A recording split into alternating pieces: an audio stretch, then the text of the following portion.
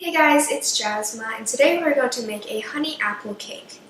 This cake is made in a blender, so everything is a lot easier and faster, and it also ensures that the batter comes out really nice and smooth. The texture of this cake is really great and it's packed full of flavor, and if you're looking for a cake that is super easy to make and you can whip up really quickly, this is definitely a recipe you should try out. And if you're a beginner baker, this cake is also perfect for you. So let's get started. Starting off, preheat your oven to 350 degrees Fahrenheit so it's nice and ready to go. And you also want to prepare an 8x8 inch cake pan. This is a square cake pan. And line it with a sheet of parchment paper. You want to make sure it fits the bottom of the pan and you have a few inches hanging out the sides. And this just makes it easier when you're trying to take the cake out after it's baked. Now onto the cake batter. Into my blender, I'm going to add all of my wet ingredients. So I am using a blender today, but if you don't have one or you don't want to use one, you can do this by hand. It should come out just fine. I'm going to crack in 1 egg, then pour in your almond milk. You can also use any other type of milk you like. Pour in the brown sugar, flavorless oil, and the honey. And if this is too thick and it's sticking to the sides of your bowl, you can microwave it a little bit so it's a little runnier and it's easier to pour.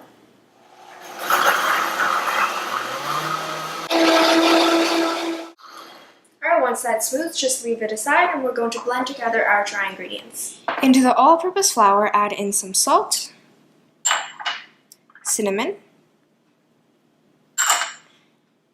nutmeg, baking soda, baking powder, and the ground almonds. I really like this recipe because it uses ground almonds, and as a person who makes macarons quite often, if you have any leftover almonds that you didn't put into the macaron batter, you can add into this recipe. It's a great way to make sure that the almond bits don't go to waste. Once that's combined, I'm just going to pour it into the blender with the wet ingredients.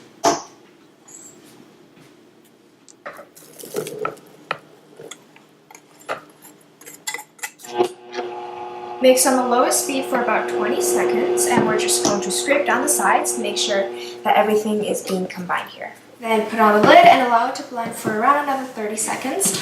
Another reason why I use the blender here is because I want to make sure that there isn't huge pieces of ground almonds in there. So I like to blend until everything is nice and smooth, but it is very important that you don't overmix this because you never want to overmix any type of cake batter or it will turn out quite tough.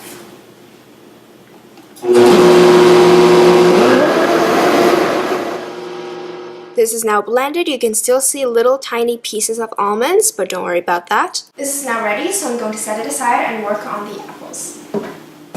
So here I have 2 apples, and I've already washed it and cleaned it because I'm not going to be peeling the peel. And I have an apple corer here that just gets rid of the center.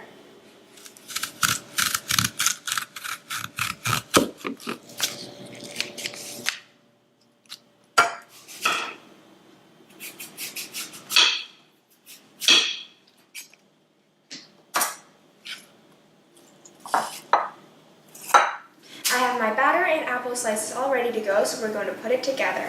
Into my prepared cake pan, I'm going to pour in half of my batter.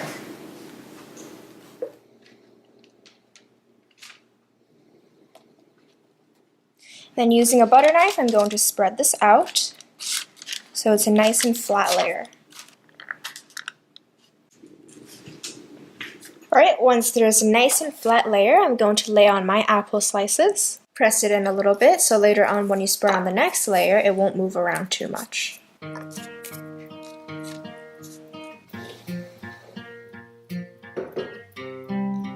And just spread that out as well.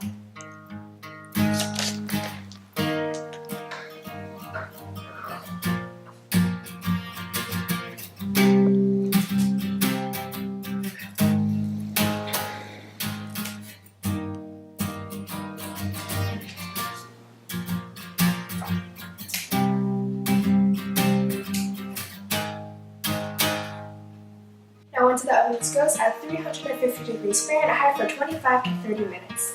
Test by inserting a toothpick into the center, and if it comes up clean, that means it's done.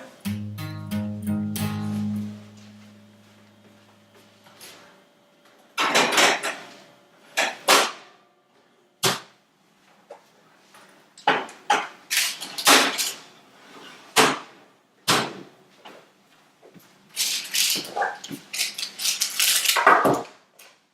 going to allow the cake to cool completely before I take it out of the pan.